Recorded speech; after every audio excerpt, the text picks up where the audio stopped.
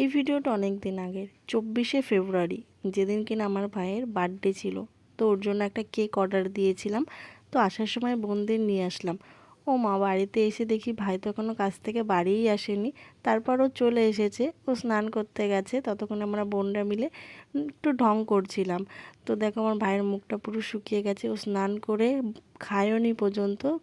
Cake কাটতে বসেছে, আমি বললাম আমাকে কেকটা কেটে নে, তারপর খাবি। দেখো আমার ছোট্ট ভাইটা কত বড় হয়ে গেলে, দুজনে মিলে কত মারামারি করেছি।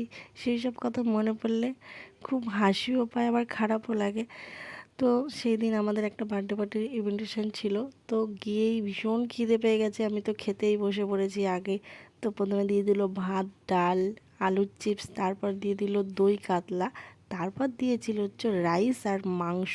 এই কম্বিনেশনটা আমার ভীষণ ভালো লাগে। তো তারপর দিয়ে দিয়েছে চাটনি, পাঁপড়, পায়েস। টাটা।